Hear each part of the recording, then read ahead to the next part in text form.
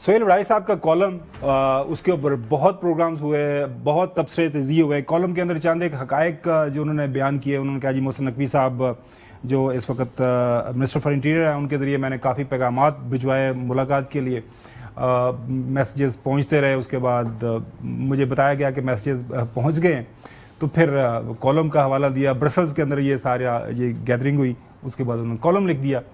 اب اس کے اوپر سب سے پہلا امیڈیٹ ریئیکشن میں نے دیکھا سوشل میڈیا کے اوپر وہ حسن ایوب صاحب کا تھا کہ جی یہ بالکل سراسر اس کے اندر جو بھی بتایا جا رہا ہے اس کا کوئی سر پاؤں ہے ہی کوئی نہیں. اب سینئر وہ جرنلسٹ ہیں, پرانے جرنلسٹ ہیں, مطلب یہ ہے کہ میری اور آپ کی شاید پیدائش بھی نہیں ہوئی تھی جب انہوں نے کام شروع کر لیا تھا. تو آپ یہ کہہ رہے ہیں کہ انہوں نے جو کچھ لکھا وہ بیسکلی ان کی جو رائٹنگ کا سٹائل تھا اور جس طریقے سے انہوں نے اس کو استعمال کیا ہے, مجھے افسوس ہوا ہے. اس کو میں ہوائی فائرنگ کہہ سکتا ہوں. یعنی کچھ صحافتی آداب ہوتے ہیں جو ان کی جس کو وہ ملاقات کریں. ویسے تو فنکشن میں تمام لوگ 600 لوگ بیٹھے ہوئے تھے, وہ بیٹھے ہوئے تھے. ہاں, جو ایک محفل توام کہہ دیں یا اس میں ایک کھانے کی میز کہہ دیں جس کے اوپر میرے خیال سے اگر فیلڈ مارشل ادھر بیٹھے ہوئے ہیں تو سہیل وڑائی صاحب وہ وہاں پر بیٹھے ہوئے ہیں. تصویر بھی ساتھ میں کھنچوائی انہوں نے, نہیں وہ کھڑے ہو کے کھنچوائی ہے. اور فیلڈ مارشل نے اس فنکشن میں 600 بندوں سے ہاتھ ملایا جی, اور 600 بندوں سے تصاویر کھنچوائی ہیں. 600 بندوں سے ہاتھ ملایا ہے, 600 بندوں سے تصاویر کھنچوائی ہیں, اور متعدد لوگوں کی وہاں پر جو ہے وہ لوگ موجود ہیں. ایون کہ آپ نے پرویز سندھیلا صاحب کی تصویر نہیں دیکھی؟ یہ کون ہے؟ پرویز سندھیلا صاحب جو مسلم لیگ نواز کے جو سوشل میڈیا ایکٹیوسٹ ہیں, وہ بھی وہاں پر اس فنکشن میں موجود تھے. تو بات یہ ہے کہ یہ کوئی صحافتی نشست نہیں تھی جس کو انہوں نے کہا کہ جہاں پر کوسچن آنسر ہو رہے ہوتے ان سے اس میز کے اوپر اور لوگ بھی بیٹھے ہوئے تھے, اور مطلب 2 درجن کے قریب لوگ بیٹھے ہوئے تھے. اور سہیل وڑائی صاحب نے جو کیا مجھے اس پر افسوس ہوا ہے, اور انہوں نے ایک ایسا تاثر جو ہے وہ دینے کی کوشش کی جیسے ان کے ذریعے کوئی پیغام رسانی کی جا رہی ہے. جو سزا اور جزا اور معافی کی بات تھی وہ تو میز پر ہوئی نہیں, وہ بات تو انہوں نے فنکشن میں کی تھی. اور اس بات پہ اگر سہیل وڑائی صاحب کہہ دیں کہ اس میز پر بیٹھے ہوئے فیلڈ مارشل نے یہ لفظ ادا کیے ہیں, آئی ول کوئٹ مائی جرنلزم, میں آپ کو اتنی بات بتا رہا ہوں. تو سہیل وڑائی صاحب نے جو کیا, جو لکھا, وہ میرے خیال کے مطابق مناسب نہیں تھا. انہوں نے ایک ڈیڈ ہارس کو جو کہ اس کو زندہ کرنے کی کوشش کی, جن کے بارے میں میں کہتا ہوں کہ کرپشن اور کرپٹ پریکٹس جن کی ثابت ہوئی ہے, عدالت سے ان کو سزا ہو چکی ہے.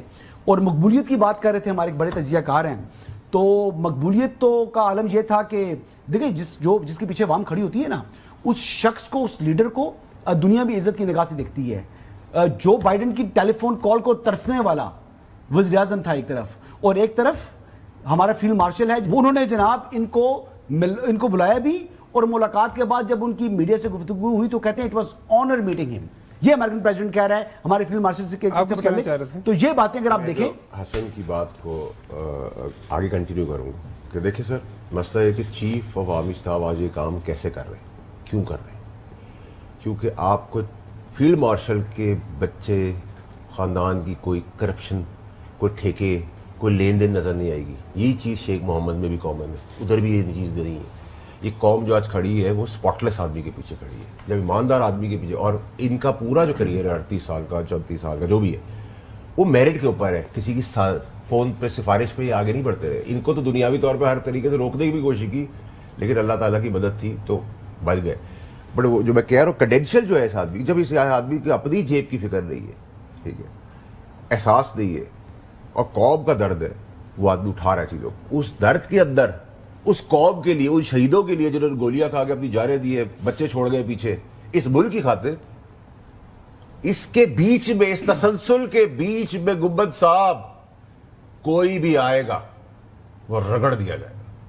اس کو پلیز سمجھے آپ اس بات. چودھری غلام حسین صاحب, اب بات ہو رہی ہے. اور ایک چیز اور, سوری آپ کی بات کر دوں, ایک پاسٹ آپ کو بھی انالیسس کرنا پڑے گا, آپ کو, حسن صاحب کو, غلام صاحب کو. یہ جو پولیٹیکل ایلیٹ ہے ہمارے پاس سمیت جس میرے میں, ان کی پاسٹ ہسٹری تو پتہ ہے باپ دادا کیا کرتے تھے. کسی کا بیڑی پینے کو پیسے دیتے, کسی کا سائیکل خریدنے کو پیسے دیتے, کوئی ہارورڈ سے پڑھا ہوا ہے, کوئی سائنٹسٹ کا بیٹا ہے, کوئی کھڑپتی کا بیٹا ہے. کہاں سے سارا کچھ آیا ہے, کدھر سے آیا ہے؟ اور جو عوام کو چاہیے, آٹا, چینی, اسکول, کالج, گاڑی, موٹر سائیکل, سائیکل, ان سب کی فیکٹریاں تو ان پولیٹیکل لیڈرز کی ہے. تو پھر آپ جس کی وہ مالک بن چکے ہیں, ان سے آپ کہہ رہے ہیں کہ وہ آپ کے لیے ریلیف دے گی. प्लीज गोबर साहब इस जोक को खत्म करें आप। अच्छा